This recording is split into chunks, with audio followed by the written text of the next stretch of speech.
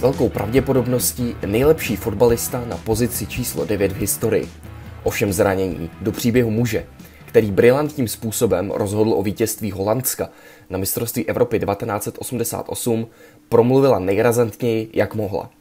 Ale i jeho krátká, mimořádně vydařená kariéra by neměla zůstávat v zapomnění a jeho jméno by mělo být navždy spojováno s pojmy, jako jsou fotbalová genialita, mimořádná kreativita a téměř neomylné zakončení. To je ve zkratce hrdina dnešního dílu podcastu Tah na branku, Marco van Basten. Dneska si probereme v podstatě celý život Marca van Bastena, samozřejmě nejvíce zaměříme na ty jeho kariérní úspěchy a tak nějak prolezeme celou tu jeho kariéru, ale samozřejmě nemůžeme začít nijak jinak než jeho narozením.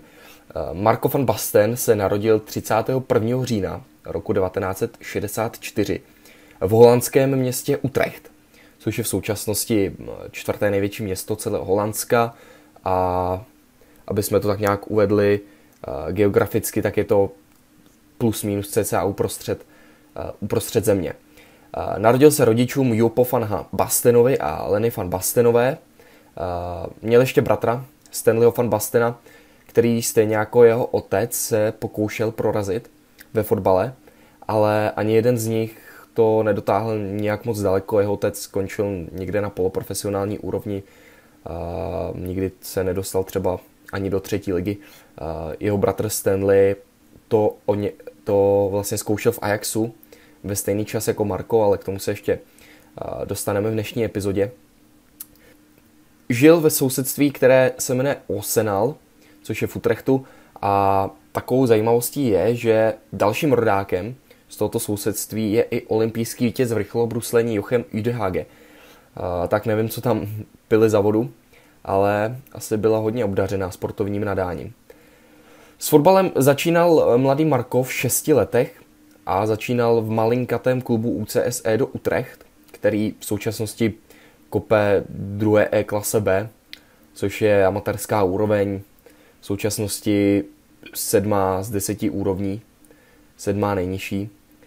A opravdu to bylo takové prostě jenom na zkoušku, jestli to mladého Marka bude bavit, jestli bude mít ten talent, tu chuť hrát ten fotbal. No a ukázalo se, že v něm dříme jako ohromný potenciál. A už po jednom roce v tomhletom malinkém klubu putuje do jednoho z největších utrechtských klubů UVV. Tenhle oddíl se zaměřuje nejen pouze na fotbal, ale například na tenis, baseball, softball nebo plážový volejbal. Takže tady vznikala ta častokrát zmiňovaná sportovní všestrannost. A 70. léta byla pro mládež tohoto týmu opravdu velmi úspěšná. Nejenom, že po boku Marca van Bastena vyrůstal v tomhle klubu společně s ním i John van Leen, pozdější reprezentant Nizozemska a účastník mistrovství světa 1990 v Itálii, tak zároveň mládežnické kategorie se utkávaly proti největším klubům v Holandsku. Ať to byl Ajax, ať to byl Feyenoord. Opravdu to byl takový vrchol práce s mládeží tohoto klubu a asi můžeme říct, že dokázali vychovat opravdu velké talenty. Zároveň jedním z těch talentů byl i Jan Willem van Ede, což je v současné době, nebo byl hráč FC Utrecht a v současné době legenda tohoto klubu. Strávil tam několik sezon v 90. letech opravdu hlavní tváří týmu FC Utrecht. V roce 1980, tedy po 9 letech v UVV Utrecht, putuje Marco van Basten ve svých 15 letech do USV Ellenswijk, což je další tým z Utrechtu a je to jeden z klubů, ze kterého v roce 1970 z jeho části vznikl dnes nejznámější utrechtský tým FC Utrecht. A Marco van Basten do tohohle týmu nastoupil už do mužské kategorie. V současnosti je to tým, který hraje na amatérské úrovni, ale v té době hráli Hoofdklasse A a byli v té soutěži opravdu jedni z nejlepších, což byla v té době taková 4. liga. Marco van Basten prokázal opravdu velké schopnosti už v dospělém fotbale na poměrně vysoké úrovni a po pouhém roce, kdy ho skautovali mnohé týmy z Nizozemska, tak to zkusil nejprve v Ajaxu, kde to zkoušel společně se svým bratrem Jeho bratr na zkouškách neuspěl, ale 16-letý Van Basten se nakonec do Ajaxu dostal. Sezónu 81-82 tedy začínal v mládežnických kategoriích Ajaxu, ale opravdu tam prokazoval, že patří k suverénně největším talentům toho ročníku. Byl na něj dáván velký zřetel a proto netrvalo ani rok a dočkal se debutu v seniorském týmu Ajaxu Amsterdam v Eredivisie. Byl to 3. duben 1982 a Marco van Basten nastupuje do hry a střídá, hádejte koho, Johana Cruyffa. Dost možná jednoho z nejlepších fotbalistů všech dějin, dost možná největší ikonu holandské kopané a muže, který několikrát změnil fotbal svým pohledem na věc, opravdu fotbalového vizionáře. Tak tuhle tu legendu střídá právě Marco van Basten v jeho debutovém zápase. No a aby toho nebylo málo, tak dává gol hlavou na 3-0. Celkově Ajax vyhrává zápas proti Nijmegenu 5-0. No a tady už se nedá počítat s ničím jiným, než že tenhle ten 17letý talent, který při svém debutu vstřelil branku, se prostě stane součástí prvního týmu. Marco van Basten rovnou v roce 1982 vyhrává svůj první titul v kariéře s Ajaxem Amsterdam. Před startem následující sezóny je jasné, že Marco van Basten už bude naplno trénovat a připravovat se s A-týmem, ale boj o místo hrotového útočníka neměl vůbec jednoduchý. V týmu v té době působil reprezentant Wim Kieft, který v té první polovině 80. let, vlastně i v té druhé polovině 80. let, patřil k jednomu opravdu z nejklíčovějších hráčů holandského výběru. Byl to reprezentant, který v celé kariéře ve 42 reprezentačních startech nastřílel 11 branek. V této sezóně 1982-1983 tak právě Wim Kieft se stal nejlepším střelcem Eredivisie. Jeho náhradník, 18letý Marco van Basten, moc nezahálel. Ve velmi mladém věku vstřelil 9 branek, Ajax vyhrál další titul a spokojenost byla značná s výkony a s progresem Marca van Bastena. Také byl povolán do reprezentace Nizozemska do 20 let na juniorské mistrovství světa, kde skoroval 2krát ve 4 zápasech, ale ten výběr Nizozemska do 20 let byl poražen ve čtvrtfinále Argentínou, takže z toho ve finále žádný velký úspěch nebyl. Léto 1983. To je hodně zlomový moment v kariéře Marca van Bastena, jelikož hvězda týmu Wim Kieft se přesunul v tomhle letním přestupovém období do velmi ambiciozního italského týmu Pizzi. No a na představitelích Ajaxu a na realizačním týmu Ajaxu bylo, aby ukázali na to, kdo teda bude tím náhradníkem Wima Kiefta v Ajaxu. Možnosti byly 2. Buď se tak nějak se čekalo, že se přivede nějaký jiný útočník, nějaký zkušenější nizozemský a Van Basten bude ještě trošku dorůstat, anebo to rovnou všechno hodí na mladého Van Bastena. A oni ukázali právě na tu druhou možnost, dost nečekaně. A Marco van Basten se tedy v roce 1983 stává jedničkou na pozici číslo 9. No ale Ajaxu se to začalo velmi rychle vyplácet, protože hned ve druhém kole Eredivisie 24. srpna 1983 vstřelil Marco van Basten svůj první hat-trick v kariéře. Dohromady v tom zápase dal 4 góly proti Willemu II. No a netrvalo dlouho, vlastně netrvalo ani měsíc, trvalo to pouhé 2 týdny a Marco van Basten debutoval v seniorské reprezentaci Holandska. Byl to kvalifikační zápas na Euro 84 na Islandu.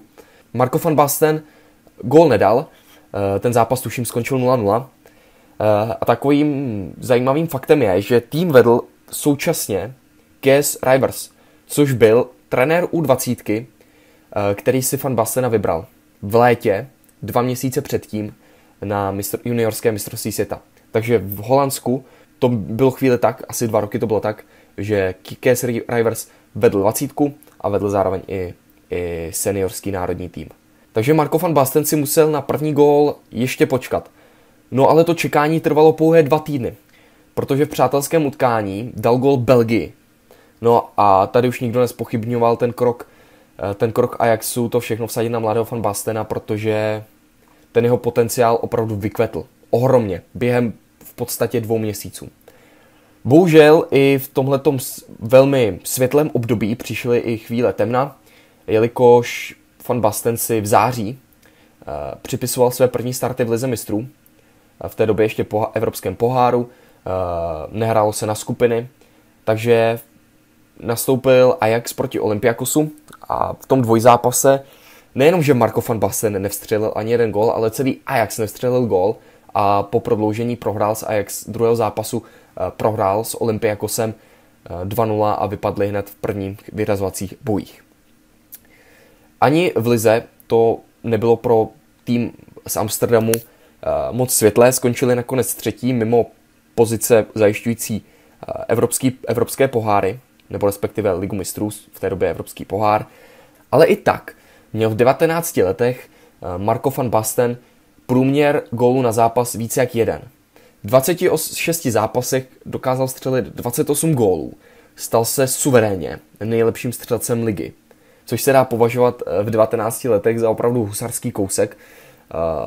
Tak nějak si nedokážu spojit takovýhle úspěch někde v současné době, že by 19-letý hráč nastřílel v lize 28 gólů. Možná takové přirovnání s Erlingem Haalandem. To poté zopakoval ještě 3krát po sobě, to, že se stal nejlepším střelcem nejvyšší nizozemské ligy. Ovšem titul získal už pouze jednou. Jak šel čas, tak Van Basten opravdu ta jeho reputace rostla, začínal patřit ke klíčovým stavebním kamenům i v nizozemské reprezentaci, o Ajaxu nemluvě. Tam opravdu diváci chodili převážně na něj. Nejlepší sezona v Ajaxu to byl ročník 1985-1986, kdy v lize byl schopný nastřílet 37 branek a dokonce získal European Golden Boot, tedy zlatou kopačku za nejlepšího střelce na evropském kontinentu. Takže každý, kdo měl oči, musel vidět, že Marco van Basten roste pro velký přestup a už se jenom čekalo, kdo za něj vysolí opravdu tu největší sumu. Sezóna 86-87 byla pro Marca van Bastena poslední v Ajaxu. Dohromady za Ajax odehrál 133 zápasů v lize, ve kterých nastřílel 128 gólů, což je průměr gólů na zápas žádná celá 96. Takže v podstatě, když to opravdu zaokrouhlíme, gól na zápas v lize za Ajax a celkově ve 174 zápasech 154 gólů, když počítáme i evropské poháry a domácí poháry, což se pořád dostáváme na číslo průměru gólu na zápas kolem žádná celá 89, což je opravdu neskutečné. A s Ajaxem se rozloučil opravdu pompézně, když 13. května 1987 v Aténách vedl svůj tým jako kapitán ve finále poháru UEFA proti Lokomotivě Lipsko. Marco van Basten dal gól v 21. minutě a zajistil tak Ajaxu pohár UEFA. No prostě jak jinak se rozloučit než takovýmhle stylem, kdy s týmem, který vás v podstatě vychoval, který vám dal šanci v dospělém velkém fotbale, takže se mu odvděčíte tak, že rozhodnete zápas v evropském finále. No a pak přišlo léto 1987 a Marco van Basten se stěhuje do AC Milan, kde v to samé léto proběhne spojení s dalším holandským fotbalistou, velmi známým Rudem Gullitem. Ruud Gullit šel v té době za rekordní částku, za 18 milionů guldenů, což se mu Marco van Basten tou cenovkou nemohl rovnat. Později vlastně se ještě k Van Bastenovi po roce připojil Frank Rijkaard, který s Van Bastenem hrál v Ajaxu. Ale ještě v té první sezóně 87-88 bez Rijkaarda tým vyhrává Scudetto, první italský titul pro Marca van Bastena, ale bohužel ta sezóna se mu vůbec nevydařila. A to vlivem zranění kotníku, kterému v pozdější fázi kariéry ukončí kariéru. Stihl kvůli zranění pouze 11 zápasů, ve kterých střelil 3 góly, ale v podstatě i přesto byl klíčovou postavou celého úspěchu v lize. Protože se vrátil do zápasu s Napolí, kde rozhodl o velmi důležité výhře 3-2 venku proti Napoli, což v podstatě znamenalo vítězství AC Milan v domácí lize a první scudetto pro Marka van Bastena. Po téhle sezóně, která byla opravdu velmi ovlivněna zraněními, tak ho čekal první velký turnaj za národní tým. Takže Euro 1988, první velký turnaj pro Marka van Bastena. Kvůli zranění nebyl ještě schopný nastoupit od začátku prvního zápasu proti Sovětskému svazu. Naskočil asi na poslední půl hodinku, ale už nezvrátil prohru 0-1. Proto bylo velmi důležité v druhém zápase porazit Anglii, což se povedlo. Marco van Basten nastoupil v základu, vstřelil hat-trick, což byl jeho první hat-trick v národním týmu a dodal takovou pohodu do toho třetího zápasu proti Irsku, kde opět Marco van Basten hrál v základní sestavě, nedal gól, ale i přesto Nizozemci vyhráli 1-0 a postoupili do semifinále. Po postupu ze skupiny čekal výběr trenéra Rinuse Mikkelse, což je legendární nizozemský trenér, který vedl třeba i Johana Cruyffa na mistrovství světa 1974, trénoval Barcelonu, Ajax Amsterdam. V pokročilém věku se opět vrátil na lavičku Oranies a právě jeho tým v semifinále porazil domácí tým Německa 2-1 a Marco van Basten se pod tímto úspěchem podepsal opravdu výrazně, kdy vstřelil gól a na druhý dokonce nahrál. No a nezbývalo nic jiného, než se těšit na finále v Mnichově na olympijském stadionu. Ano, hádejte proti komu? No, bylo to proti Sovětskému svazu, který byl jediným týmem, který dokázal na tomhle mistrovství Evropy Nizozemce porazit. No ale Nizozemci tohle utkání zvládli. Vyhráli 2-0. Marco van Basten v tom zápase dal gól. Vytvořil úvodní gólovou radost pro Ruda Gulita a později vstřelil sám Marco van Basten jeden z nejikoničtějších gólů historie fotbalu, kdy z hodně ostrého úhlu z pravé strany poslal míč z neskutečného voleje do levého horního rohu brankáře Sovětského svazu Dasajeva. Nizozemci tím pádem ovládli šampionát. V roce 1988 v tom týmu byl na stoperu právě Frank Rijkaard, byl tam společně s Ronaldem Koemanem.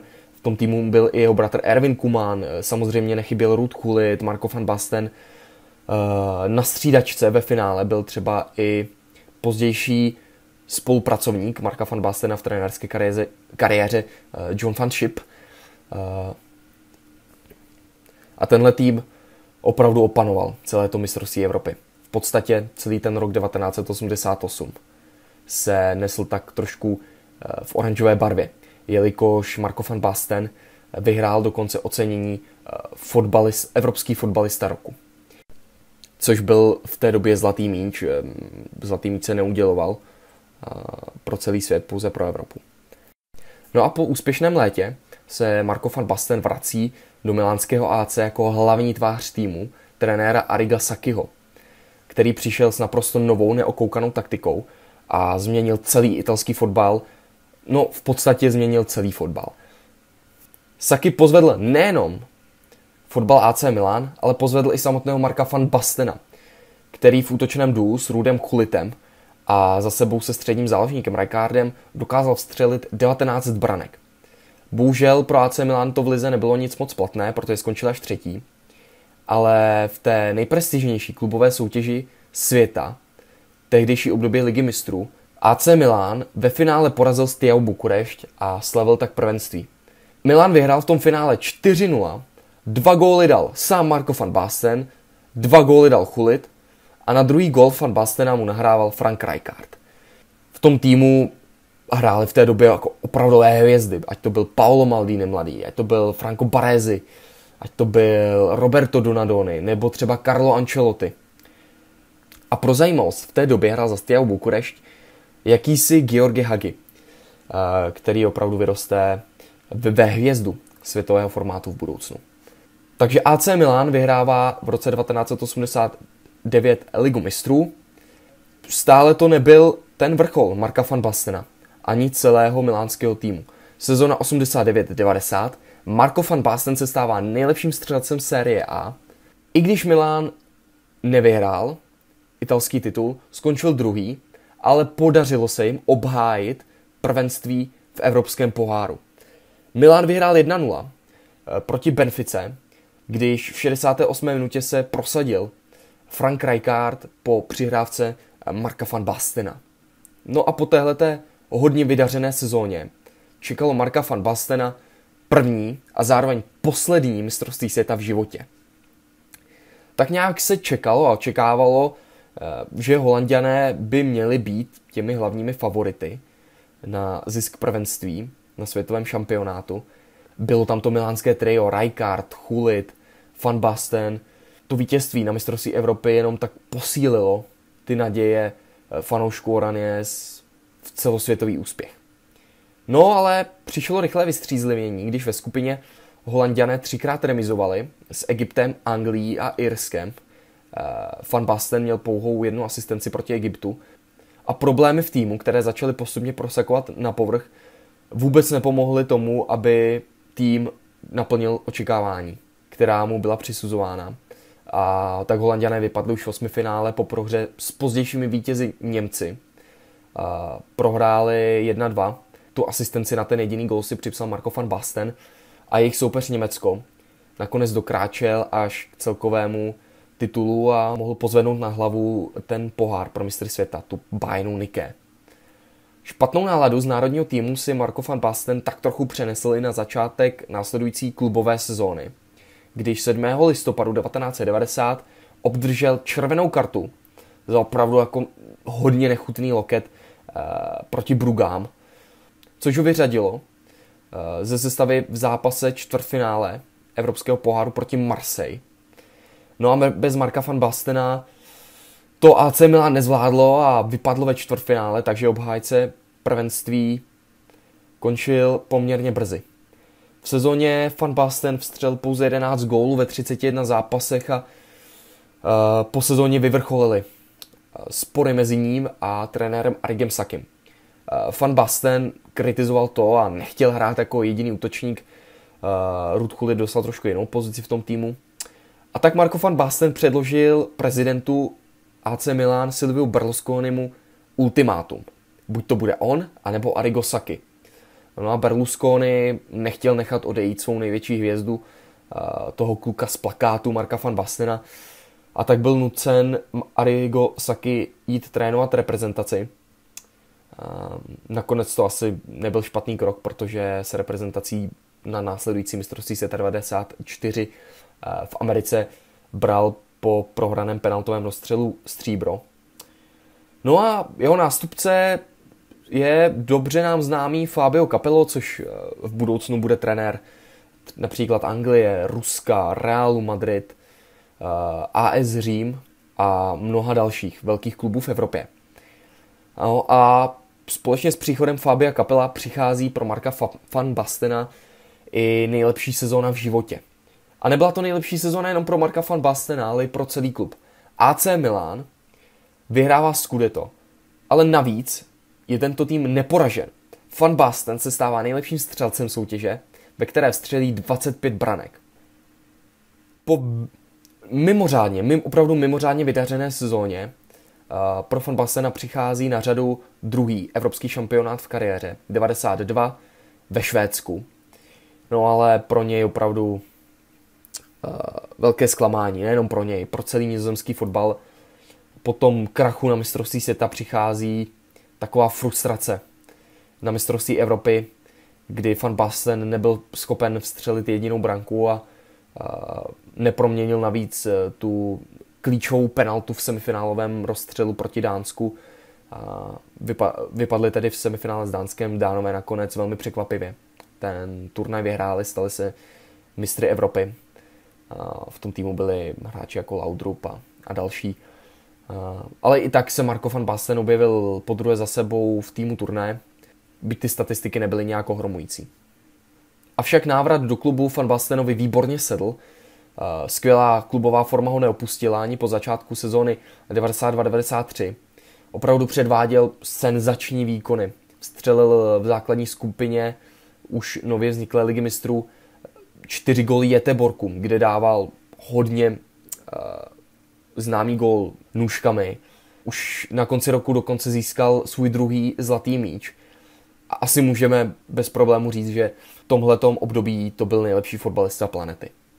Zároveň po třetí vyhrál cenu pro nejlepšího fotbalistu Evropy, což už nebyl pouze zlatý míč, což se předtím povedlo jenom Platinimu a jeho vzoru, Johanu Cruyffovi. AC Milan nakonec svou neporazitelnost zastavil na 58 zápasech, což se dodnes už nezopakovalo. A když pravděpodobně Van Basten dosáhl svého vrcholu v kariéře, měl neuvěřitelnou fazonu, tak bohužel přišlo druhé a pro něj asi to rozhodující zranění jeho pravého kotníku. Opět.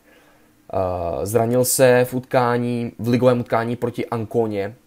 Nakonec se z toho dokázal nějak vylízat před finále Ligy mistrů 93, do kterého nakonec nastoupil pod prášky, pod injekcemi, ale nakonec ten zápas nedohrál, protože byl sestřelen zezadu obráncem Basilem Bolim, který mu v podstatě ukončil kariéru tímhletím opravdu vražedným zákrokem zezadu. Navíc Van Basten v tom zápase minul mnoho šancí a tak tenhle ten zápas navždy zůstal jeho poslední nejenom za AC Milan, ale byl to zároveň i jeho poslední zápas v kariéře.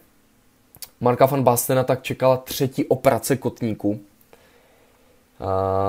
Celou sezónu následující 93-94 promarodil, takže nebyl u toho vítězství AC Milan v lize mistrů. Měl takovou naději, že by se třeba stihl vrátit do mistrovství světa v Americe, ale nepovedlo se mu to, ty problémy přetrvávaly, nebyl schopný nastoupit do utkání a vlastně nejenom, že promarodil tuhle sezónu, ale i následující rok se Marco van Basten podrobil mnoha operacím kotníku. Milan mu stále vyplácel plat, i přesto, že nehrál, což byl v té době i rekord 2,5 milionu liber ročně, ale v roce 1995 v létě se Marco van Basten rozhodl, že po vypršení kontraktu s AC Milan ukončí svoji profesionální fotbalovou kariéru jako hráč. Asi to nebylo moc velké překvapení, ale rozhodně to bylo velké zklamání, že takhle velká osobnost, persona fotbalu, musí skončit z takhle nepříjemných důvodů v tak mladém věku. Ohromná škoda. Kdo ví, co by Van Bastena čekalo v následujících letech, pokud by třeba nenastoupil do toho finále Ligy mistrů, nebyl by zezadu sestřelen a v následující sezóně by třeba zase ukázal svou extra třídu. To už se ovšem nikdy nedozvíme. Pojďme si teda jeho kariéru trochu shrnout v číslech. Marco van Basten za nizozemskou reprezentaci odehrál 58 zápasů, vstřelil 24 gólů. Dohromady odehrál 280 ligových zápasů s bilancí 218 gólů. 28 gólů ve 46 zápasech národních pohárů a v Evropě v 47 zápasech nastřelil 33 gólů. Dohromady tedy odehrál Marco van Basten 379 duelů, ve kterých nastřílel 283 gólů. Famózní statistiky, řekl bych neuvěřitelná produktivita, která se promítá do těchto statistik, které mluví za vše. No ještě se pojďme krátce podívat na trenérskou kariéru Marka van Bastena, přestože on poté samozřejmě po konci kariéry na něj padaly otázky, zda se pustí do trenérského řemesla, tak on to odmítal, nechtěl trénovat, dal si pauzu asi 10 let, ale později změnil tak trochu názor po navštívení trenérských kurzů nizozemské fotbalové asociace a do profesionálního fotbalu se vrátil v roce 2002. Jeho prvním týmem, který vedl, bylo B tým Ajaxu, který právě vedl se svým kamarádem Johnem van Schipem. No a velmi nečekaně po 2 sezónách v B týmu Ajaxu, přišla nabídka z nizozemské reprezentace, zda by Marco van Basten nechtěl vést Oraniense na mistrovství světa v Německu 2006. Marco van Basten tu nabídku přijal, stal se hlavním trenérem nizozemské reprezentace a musím říct, že do toho hodně řízl. Z kádru vyřadil hráče, jako byl Clarence Seedorf, Roy Mackay nebo Edgar Davids, tyhle ty hráče, na kterých předchozí kouč Dick Advocaat stavěl. Naopak dával šance hráčům, jako je Arjen Robben, Robin van Persie, Dirk Kuyt. No a ono mu to neslo ovoce, protože Nizozemci v kvalifikaci na mistrovství světa 2006 poraženi nebyli a odjížděli s takovou vizitkou černého koně. V samotné skupině mistrovství světa na Holanďany v roce 2006 čekal tým Srbska a Černé hory, což byl v té době jeden stát, čekala na ně Pobřeží slonoviny a Argentína. Pobřeží slonoviny dokázali Holanďané góly Ruda van Nistelrooye a Robina van Persieho porazit 2-1. V Lipsku porazili Srby 1-0 po úniku Arjena Robbena a zápas s dalším favoritem skupiny Argentinou dopadl nerozhodně bez branek 0-0. Tudíž Nizozemci postoupili do osmifinále, kde na ně čekalo Portugalsko. Nizozemci ten zápas osmifinálový prohráli, kdy se prosadil portugalský záložník Maniš, no a tak opět další brzké loučení nizozemského národního týmu na světovém šampionátu.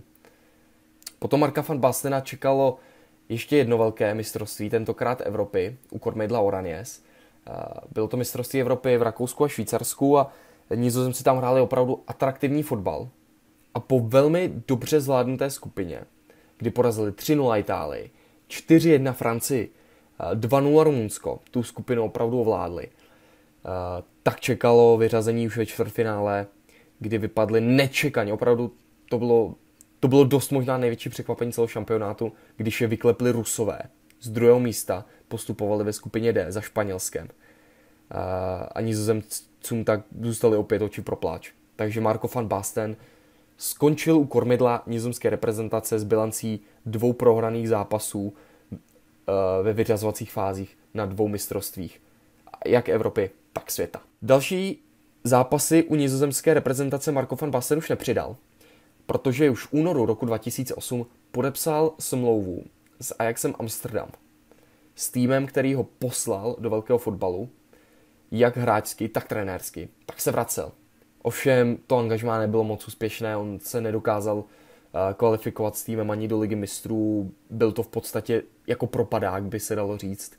A tak se po sezóně obě strany rozhodly na tom, že 4letý kontrakt Marka van Bastena bude ukončen už po prvním roce. Po tomhletom neúspěchu v Ajaxu mu dal příležitost Heerenveen. Tým vedl 2 sezóny, dovedl ho na 8. a 5. místo v tabulce, což se dalo považovat za úspěch.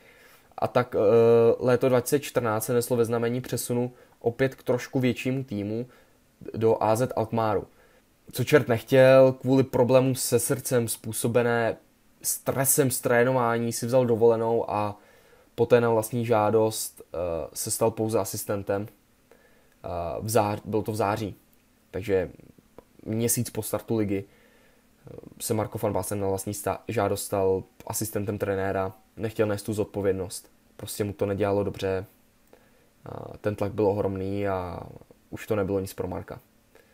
Po roce dostal nabídku se stát asistentem národního týmu Nizozemska pod tehdejším trenérem Danny Blindem, na což on kývnul, ale po jednom roce, kdy byl Danny Blind odvolán po nepostupu na mistrovství světa, v té době nehrálo Nizozemsko ani mistrovství Evropy, tak nastoupil do pozice technického ředitele FIFA, kde skončil k datu 31. října, což jsou jeho narozeniny, v roce 2018. Od té doby Marco van Basten už se ve velkém fotbale moc neangažuje, spíše žije tak v ústraní a užívá si důchodu. Tak toto byl příběh jednoho z nejtalentovanějších fotbalistů své doby, dvojnásobného vítěze Zlatého míče a fotbalisty, který kvůli zranění nedosáhl na to vše, na co dosáhnout mohl. A jak on sám říká, nebýt zranění, možná by byl dnes řazen i před takové hvězdy, jako je Cristiano Ronaldo nebo Robert Lewandowski. A v příští epizodě se můžete těšit na fotbalistu, který získal titul mistra světa, získal titul v lize mistrů a zároveň i titul na olympijských hrách. Takže já se s vámi pro tento moment loučím a slyšíme se u dalšího dílu podcastu Tah na branku. Naslyšenou.